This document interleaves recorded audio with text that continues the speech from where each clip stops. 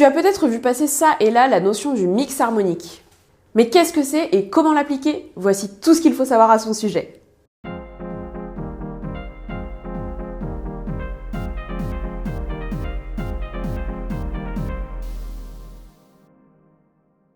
Sans entrer dans les détails de la théorie musicale, de la même manière qu'il existe des morceaux classiques en Ré ou en La mineur, les morceaux que tu mixes ont une tonalité. Celle-ci peut s'écrire de différentes manières, soit comme une note, soit comme une lettre avec un chiffre. Par exemple, Push Up des Creeds est en Sol majeur ou en 9B. Sur ton logiciel de mix et selon les paramètres, la tonalité s'affichera d'une manière ou d'une autre. La suite est plutôt logique. Deux morceaux avec la même tonalité iront plutôt bien ensemble. Il existe également des tonalités proches qui fonctionnent bien ensemble elles aussi. Le mix harmonique, c'est tirer parti de ces informations pour faire des transitions les plus smooth possibles.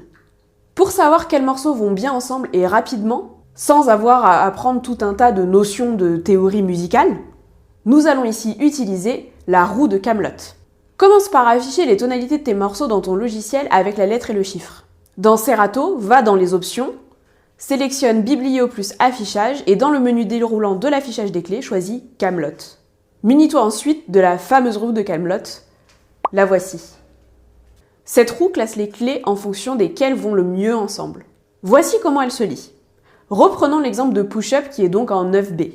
Cela signifie tout d'abord qu'il ira bien avec un autre morceau en 9B, mais également avec les tonalités qui touchent sa case dans la roue, c'est-à-dire 8B, 10B et 9A. Autre exemple, disons que notre morceau est en 4A, il ira bien avec du 4A, 3A, 5A et 4B. Une fois que tu auras compris la logique, tu n'auras même plus besoin de la roue comme support. Et tu sauras de tête quelles tonalités vont bien ensemble. Quelques points d'attention cependant. Déjà, ton logiciel est faillible. Ça veut dire qu'il se peut que certains morceaux soient mal analysés et que la clé indiquée ne soit pas la bonne. Ensuite, cette règle n'est pas une science exacte. Un morceau en 7B peut très bien ne pas fonctionner avec un morceau en 7A, ou à l'inverse, un morceau en 4B peut très bien fonctionner avec un morceau en 6A. C'est à toi d'écouter pour confirmer ce que te dit la machine.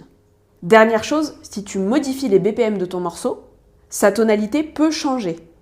Elle sera plus aiguë si tu accélères le morceau et plus grave si tu le ralentis. À ce moment-là, la roue de Kaamelott ne sera plus d'une grande aide. À toi de repérer la limite et le moment où la clé va changer. Pour appliquer cet outil au quotidien, il te suffit de porter aux clés la même attention que tu portes aux BPM lorsque tu choisis les morceaux que tu vas mixer ensemble. Et de la même manière que pour les BPM ou n'importe quelle autre information sur ton morceau, il faut que ce soit un outil et non pas une contrainte.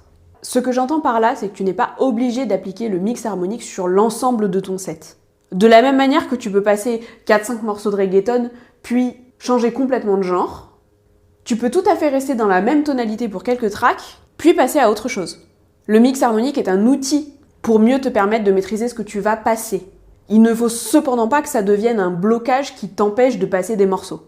À toi de voir quand est-ce que tu as envie de l'utiliser et quand est-ce qu'elle devient un frein. J'espère avoir été claire. Si tu as des questions, n'hésite pas à les poser dans les commentaires. Je me ferai un plaisir d'y répondre. Sur ce, je te souhaite une excellente session de mix et je te dis à très vite pour la prochaine vidéo.